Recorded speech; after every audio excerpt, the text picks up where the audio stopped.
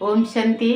आज बाबांकर 4 मार्च 2026 प्रातः मुरली बाबा कहते मीठे बच्चे तुम मानकर कर्तव्य है मनुष्य को सचेतन करवा रास्ता बतेवा जेते जेते तुम्हें देही अभिमानी होई बाबांकर परिचय सुनाइब तुमर सेते कल्याण हेब।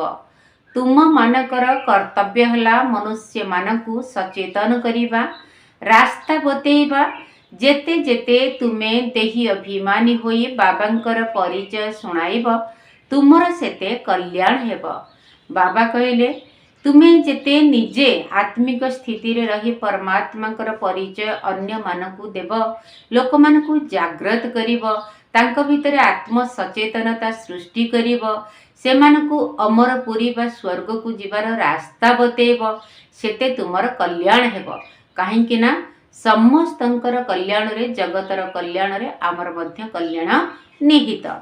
प्रश्न गरीब पिला माने निजर केउ विशेषता आधार रे धनी मानक ठारु मध्य आगकु बढ़ी जाउछंती। गरीब पिला माने निजर केउ विशेषता आधार रे धनी मानक ठारु मध्य आगकु बढ़ी जाउछंती। उत्तर गरीब मानक भितरे दान पुण्य करिबारे बहुत श्रद्धा रही थाए। गरीब माने भक्ति मध्य बहुत श्रद्धा पूर्वक करिथांती। साक्षात्कार मध्य गरीब मानकु ही होई थाए। धनी लोक मानकु निजर धनर निशा लागी रही थाए। सेमानक द्वारा पाप मध्य अधिक होई थाए। सेथिपाई गरीब पिला माने धनी मानक ठारु आगकु बढ़ी जाइथांती।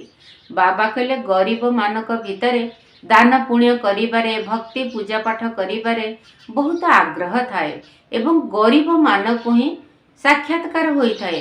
गरीब माने ही निजर सबु जीवन बा धन संपत्ति सहित प्रभु को ऊपर समर्पित हेबारे विलंब करि नथांती। तांको झाटकु भली से माने फटाफट बाबा को विश्वास करिथांती भगवान को निजर करिथांती। धनी लोक मानकर तो धनर निशा गर्व अहंकार ये सब रही थाए। तेणु बाबा कहते मु गरीब मानक ऊपर फिदा हुए बा मु दीनबंधु नाम मोर कहीं गरीब माने ही मो ऊपर बेसी आग्रहर सहित समर्पित होइथांती। तेणु बाबा कहले एई सब कारणरू गरीब माने ही आगको बढ़ी जाउछंती एही ज्ञान मार्गरे। गीता अछि ओम नमो शिवाय। ओम शांति। तुम मात पिता हम बालक तेरे तुम्हारी कृपा से सुख घनेरे। एही गीतरे तो निश्चित भावरे परम पिता परमात्मा कर ही महिमार गायन करा जाइछि।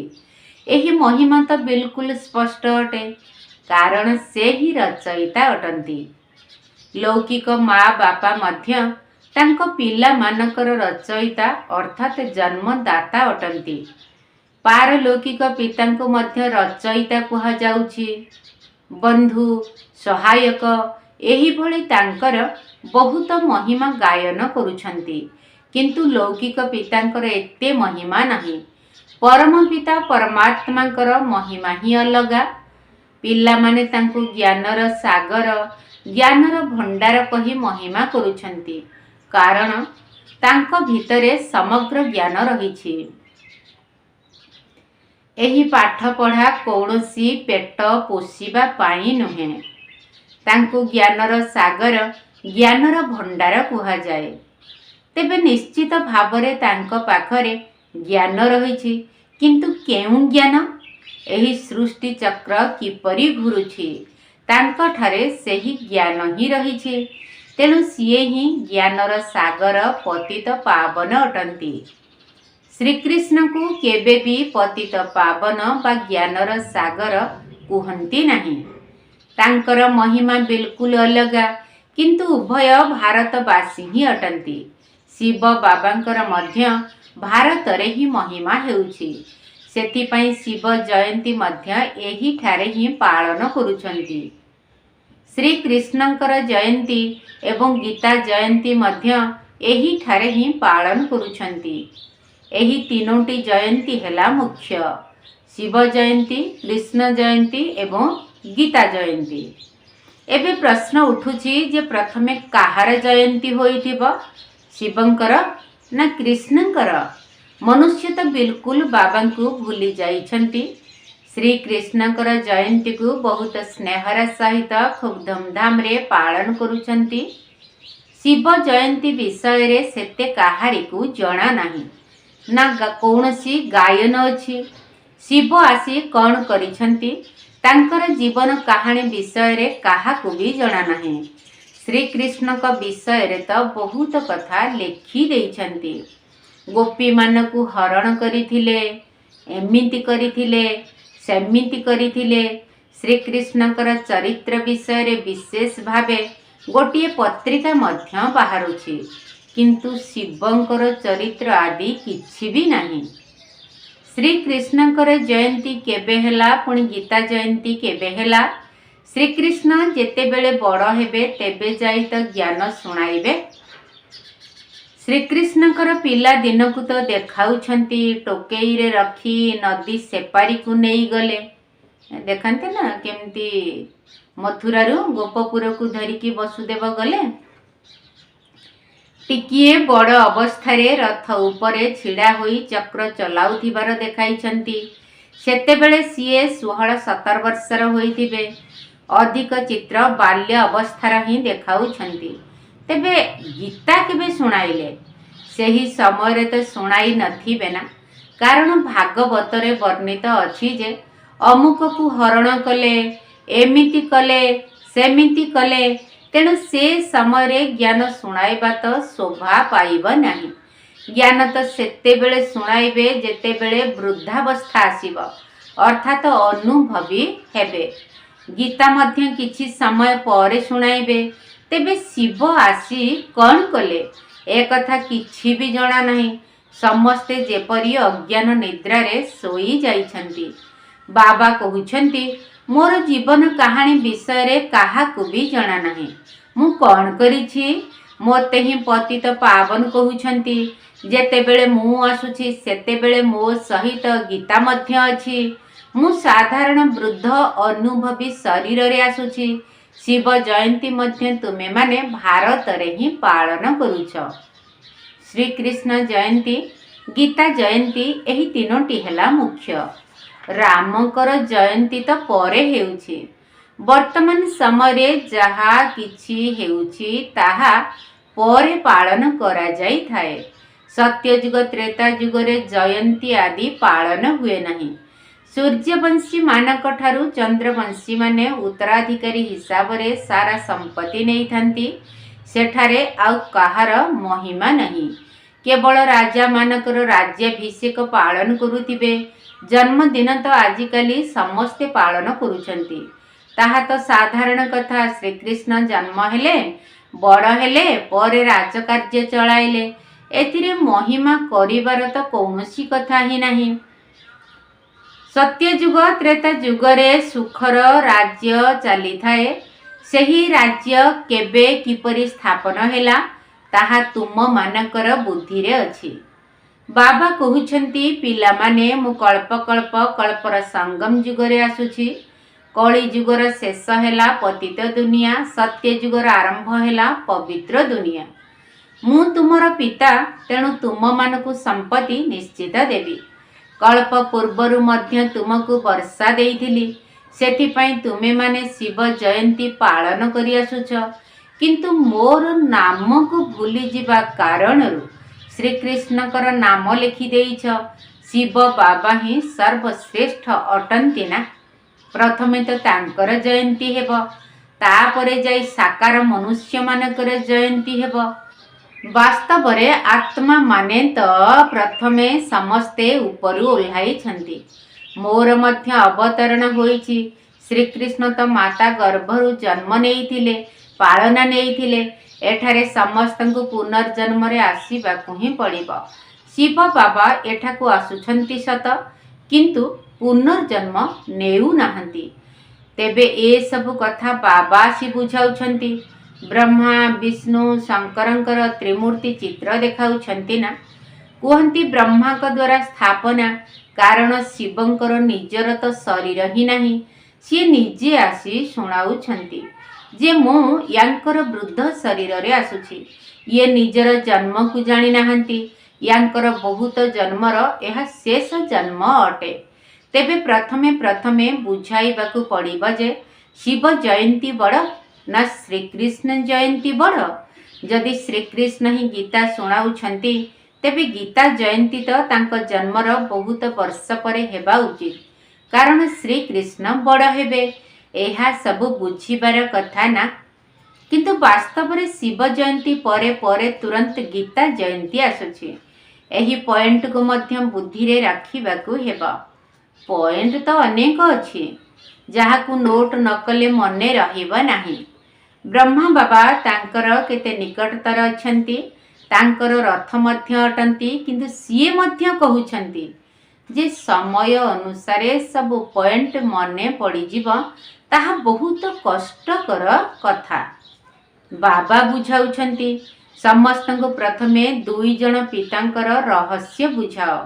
शिव बाबांकर जयंती पालन करा जाउछि, तेबे निश्चित भावरे सी एठाकु आसुथिबे। जेपरि जीशुख्रीष्ट बुद्धदेव आसी निज निजर धर्म स्थापन करुछंती, तेबे सेमाने मध्य आत्मा ही अटंती, जे कि अन्यर शरीर रे प्रवेश करी धर्म स्थापन करुछंती। ये हेले हेभेनली गॉडफादर अर्थात स्वर्गीय ईश्वर पिता सृष्टिर रचयिता। तेबे निश्चित नुआ सृष्टि रचना करिवे ना। सीए केबे पुरुणा सृष्टि रचना करिवे कि? नुआ सृष्टि को स्वर्ग कुहा जाए। एबे हेला नरक। बाबा कहउछंती मु कल्प कल्पर संगम जुगरे आसी तुम मानकु राज जोगर ज्ञान देउछि। एहा हेला भारतर प्राचीन जोग। तेबे सही जोग किए शिखाई थिले? शिव बाबांको नाम को तो गुप्त करी देइछंती। प्रथमे तो कहउछंती जे गीतार भगवान श्रीकृष्ण आ विष्णु आदिकर नाम देई देउछंती। वास्तव रे शिव बाबा ही राजयोग शिखाई थिले। एक कथा काहाकु जणा नाही। शिव जयंती को निराकारंकर जयंती रूप रे ही देखाउछंती। सी किपरि आसिले, आसी कौन कले, सी तो समस्तंकर सद्गतिदाता, मुक्तिदाता, गाइड ही अटंती। गाइड अर्थात पथ प्रदर्शक अटंती। एबे सर्व आत्मा को परमात्मा पथ प्रदर्शकर आवश्यकता रही। सीए मध्य आत्मा ही अटंती। जेपरि मनुष्यंकर गाइड मनुष्य ही होइथांती, सेहीपरि आत्मा मानकर गाइड मध्य आत्मा ही हेबा आवश्यक। सीए परम आत्मा ही अटंती। मनुष्य तो समस्ते पुनर्जन्म नेई नेई पतित होई जाइछंती। तेबे समस्त को पावन करी किए घर को नहीं जिबे? बाबा कहउछंती मु ही आसी पावन हेबार उपाय कहूछि। तुमे माने मोते मने पकाओ। श्रीकृष्ण तो एकथा कही पारिबे नाही जे देहर सबु संबंध को छाड़, कारण सीए तो निजे 84 जन्म नैछंती। सबु प्रकारर संबंध रे मध्य आसुछंती। बाबांकु तो निजर शरीर नाही। तुमको एही आत्मिक यात्रा बाबा ही शिखाउछंती।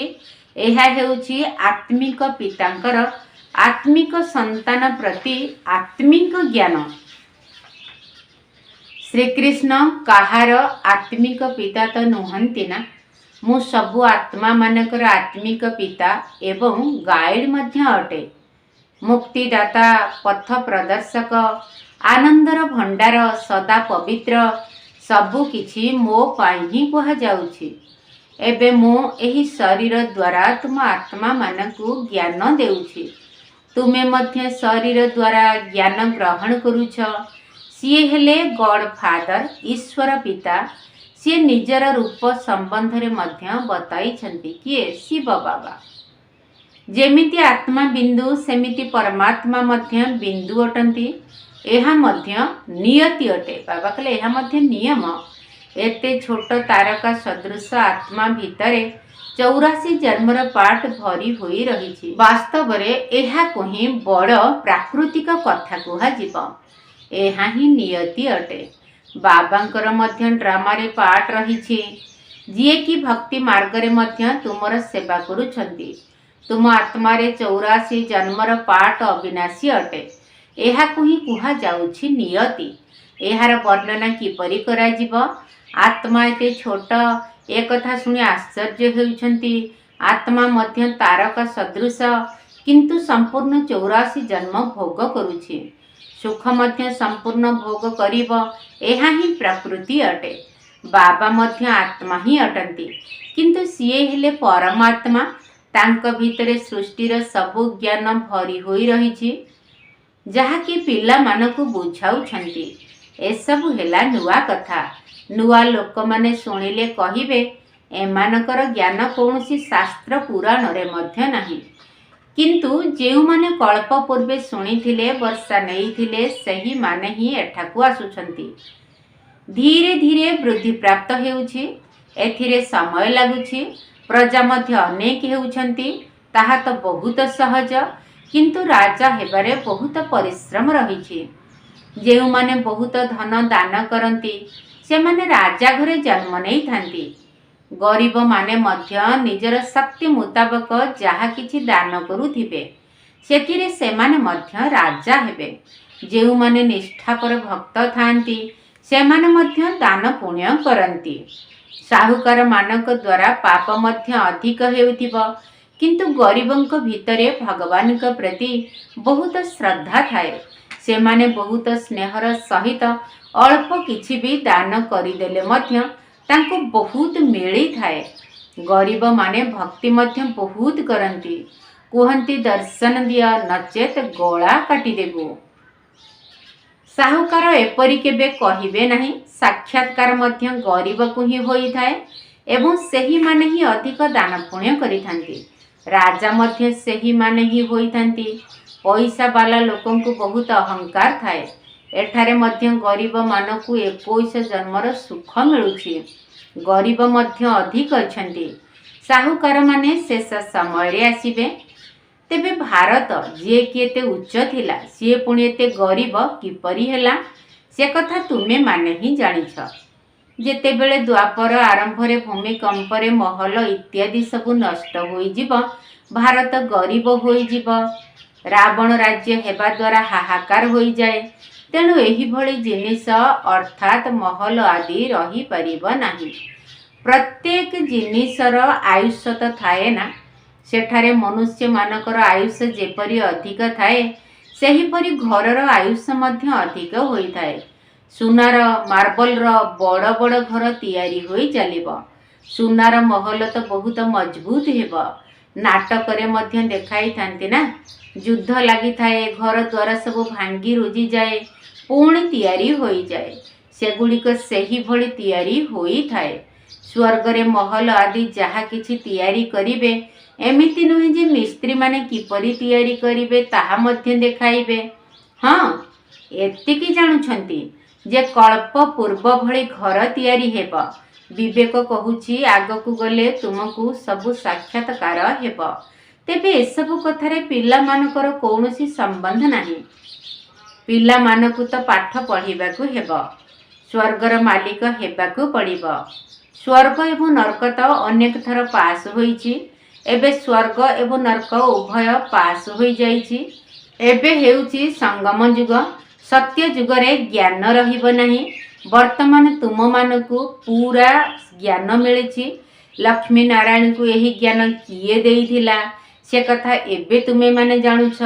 ए माने एही संपत्ति काहा ठारु पाइथिले, से माने एही ठारे पाठ पढ़ी स्वर्गर मालिक हेउछंती। पुणी सेठारे जाई महल आदि तैयारी करिबे।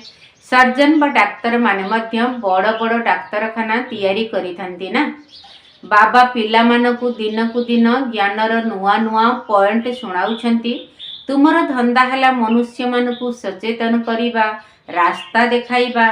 जेपरि बाबा केते स्नेहरे बसी बुझाउछंती, एथिरे देह अभिमानर कौनसी कथा नाही।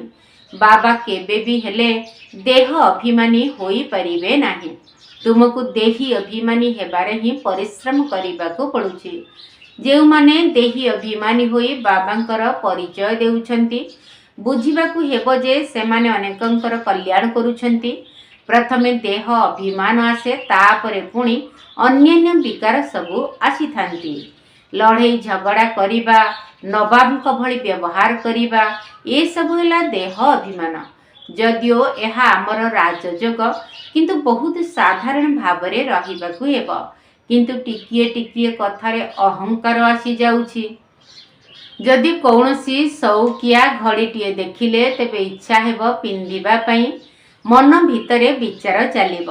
एहाकु मध्य देह अभिमान कुहा जाए। जदि बहुत भल दामी जिनिस रखिब तेबे तार मध्य जत्न नेबाकु पड़िब। जदि हजिगला तेबे मन व्यस्त हेब। अंतिम समय जदि किछि भी मने पड़िला तेबे पदभ्रष्ट होइजिब। एसबु हेला देह अभिमानर अभ्यास। से माने पुणी निश्चिंत सेवा परिवर्ते अपसेवा करिवे। रावण तुमको देह अभिमानी करि देइछि।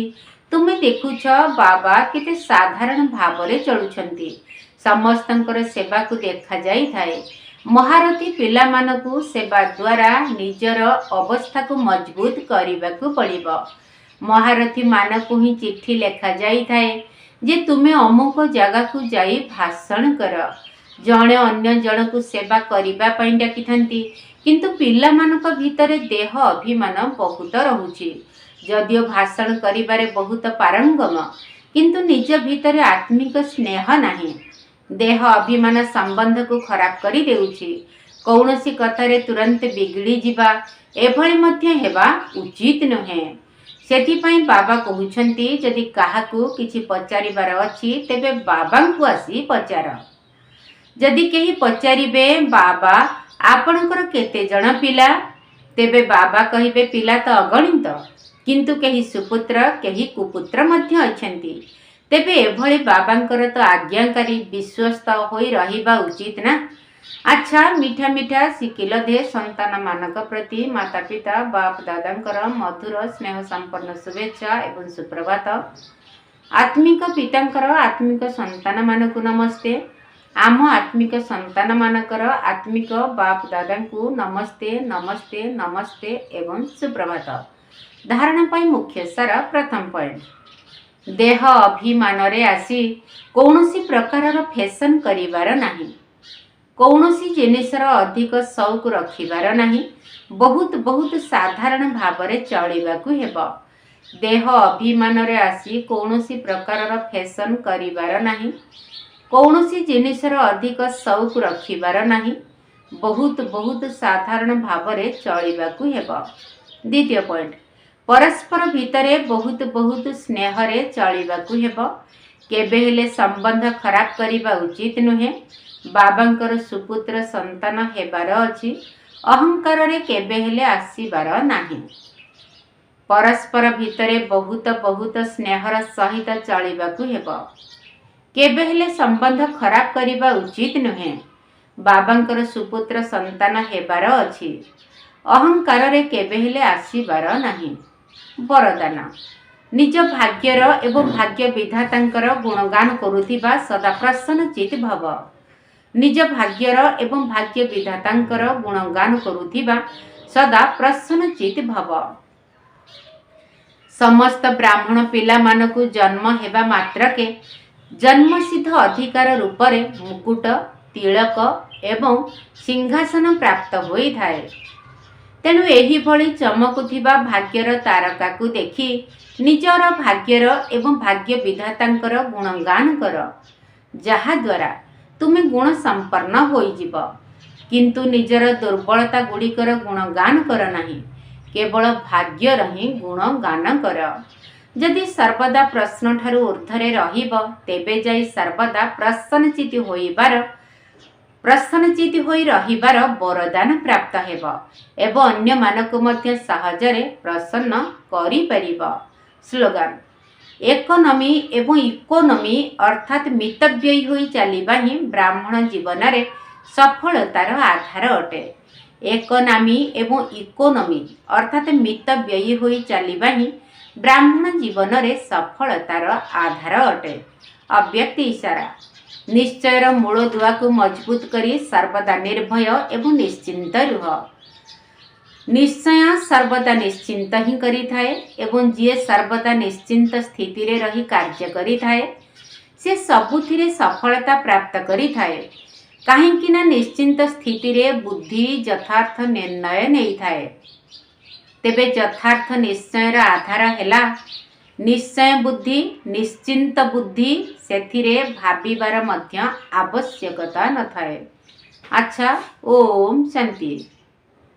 परमात्मा संग रंग लगाई चल, परमात्मा संग रंग लगाई चल, अविनाशी रंग एके बेन भूल, अविनाशी रंग एके बेन भूल, जुगल स्वरूप स्वभाव मूल मूल, जुगल स्वरूप स्वभाव मूल मूल, परमात्मा संग रंग लगाई चल, परमात्मा संग रंग लगाई चल, परमात्मा संगे रंग होली मनाओ, ज्ञान गुण शक्ति रंग स्नेह लगाओ,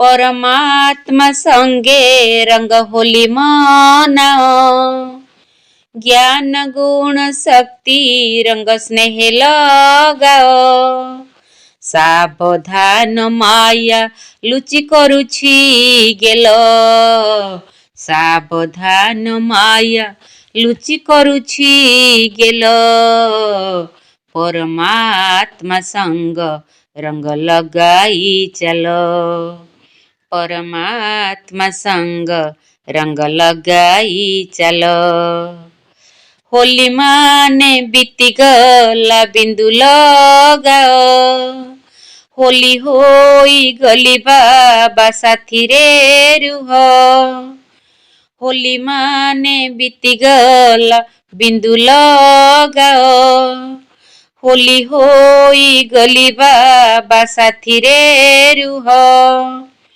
होली माने पवित्रता मंदकू जाल, होली माने पवित्रता मंदकू जाल, परमात्मा संग रंग लगाई चल, परमात्मा संग रंग लगाई चल, पवित्रता सुख शांति प्रेमर माता, पवित्रता सुख शांति प्रेमर माता, पवित्र हेले साथे नेबे विधाता, पवित्र हेले साथे नेबे विधाता, एई होली रंग खेली खेलाई चल, एई होली रंग खेली खेलाई चल,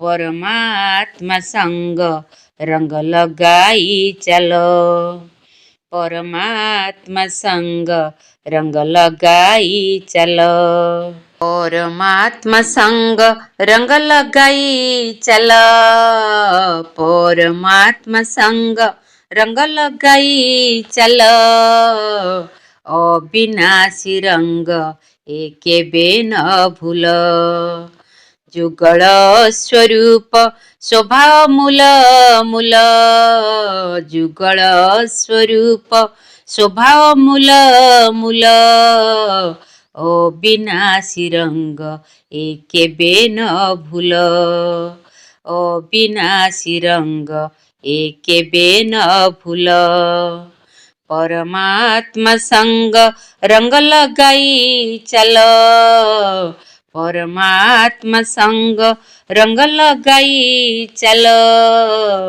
अविनाशी रंग एके बेन भूल, अविनाशी रंग एके बेन भूल।